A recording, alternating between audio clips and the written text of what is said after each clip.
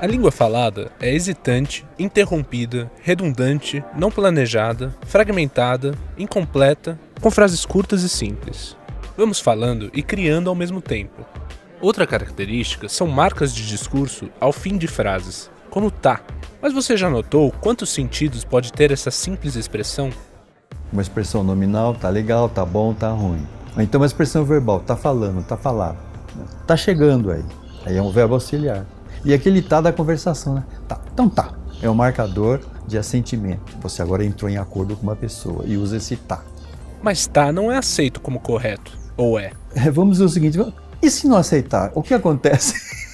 Não é uma questão de aceitar ou não aceitar, né? É uma questão de entender por que de repente esse verbo estar mudou as suas formas de construção e encolheu. É muito mais interessante ir atrás e tentar descobrir do que dizer, não, isso aí tá errado, isso aí é besteira, imagina, o que é isso? Tá falando muito mal você, com esse seu tá aí, tá? Tá bom?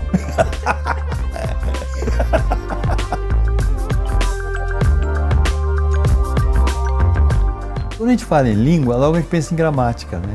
Entretanto, quando você começa a estudar bem uma língua, o que você vê é que a gramática corresponde a um setor da língua. A gramática estuda isso. Como é que eu pego as palavras e as combino com outras palavras, obtendo estruturas replicáveis, que recorrem. Você nota, mas escuta, língua não é só a estrutura, também são as palavras que se estruturam. Então eu tenho todo um setor de palavras, o léxico. Essas palavras e essas expressões da gramática têm sentidos. Ah, bom, isso aí é um outro domínio, então, que é o estudo dos sentidos, que é a semântica. E, finalmente, nós temos a propriedade de estruturar as nossas sentenças criando texto ou discurso. E esses elementos todos nós dominamos quando aprendemos a falar como crianças. Todo mundo conversa. Esse é o uso básico da língua. Era mesmo de se esperar, portanto, que algumas propriedades da língua falada tivessem um poder articulador mais forte. É o que eu tenho defendido nessa abordagem multissistêmica da língua, de que tudo vem da conversação. Quando veio o gravador portátil, nós nos dispusemos a transcrever para o papel tudo o que a pessoa tinha falado do jeito que falou. Por exemplo, as repetições, a pessoa fala, não, porque aí o menino foi, e como foi mesmo? Aí ele chegou e disse essas coisas da língua falada, que são muitas interrupções, muita hesitação, muita repetição. E tudo isso era regular. Na hora que você descrevia, não era ocasional. Aquilo que se falava, a língua falada, é uma bagunça. Não, não é. Basta você descrever com cuidado. Não tem nada de bagunça. Aliás, se as línguas fossem bagunçadas, elas não seriam línguas, porque não teria intercompreensão, né? Houve uma entrevista em Porto Alegre que perguntaram lá pro gaúcho, bom, vocês aqui só comem churrasco, né? Vocês não comem peixe. Aí o gaúcho falou assim, peixe? Peixe aqui no Rio Grande do Sul, a gente come peixe só na Semana Santa. Bom, a sintaxe da oralidade não é uma sintaxe que corre regularmente como na língua escrita. Ele vem como um termo solto, depois ele é repetido com algum complemento informativo, depois ele aparece como objeto direto, a gente come peixe. Então o que a gente viu é que o manejo da sintaxe por parte do falante é muito interessante. A língua escrita já é uma fixação disso tudo. Eu costumo dizer, a língua escrita, como um documento linguístico, mente pra caramba, porque ele já dá a coisa passada limpo, por assim dizer. E você fica sem saber como se montou na cabeça do indivíduo aquilo. Mas como na oralidade você põe tudo no ar, completo ou incompleto, então você revela os mecanismos da língua. E ao mesmo tempo ela aponta mais para o futuro, enquanto que a língua escrita aponta para a documentação de que foi no passado.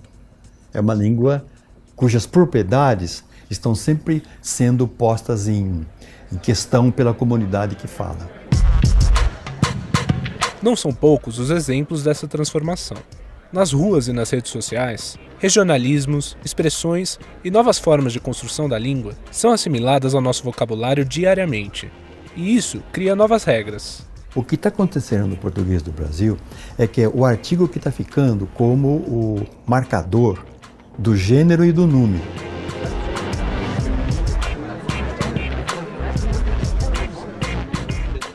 No padrão culto, coloca-se S para marcar o plural no artigo, no substantivo e no complemento.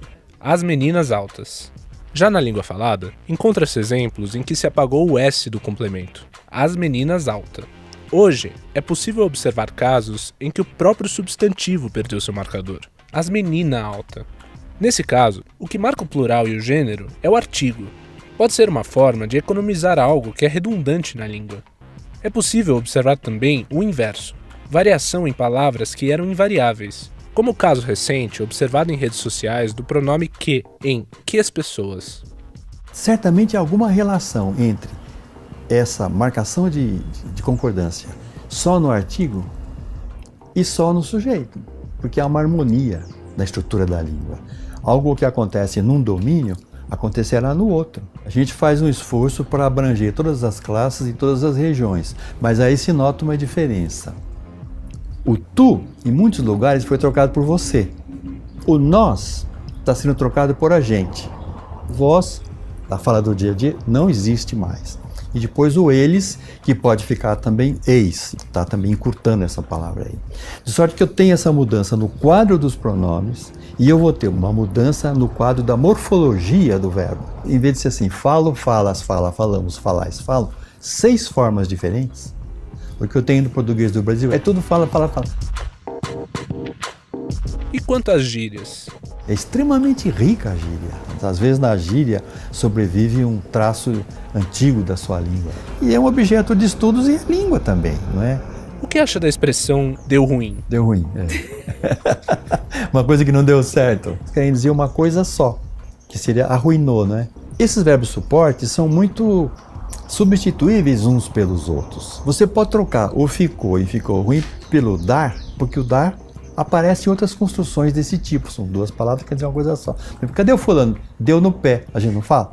Foi embora. Ué, então eu pego aquele deu, que aparece como verbo suporte daquela expressão, e passo para essa aqui. Deu ruim. Quando a pessoa disse isso pela primeira vez, quem disse isso fez um raciocínio muito interessante.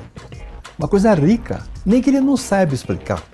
Mas aconteceu isso na cabeça dele, na mente, para ele poder usar essa expressão deu ruim. Tudo isso tem explicações que revelam características da nossa língua. Nada disso é besteira. O linguista não está preocupado se o indivíduo está falando a língua de Estado ou escrevendo aquela língua. Não, ele está se expressando.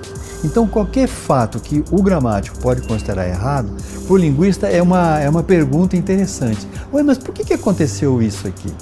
Se a pessoa usa uma expressão que é da família dela, a escola fala, está errado.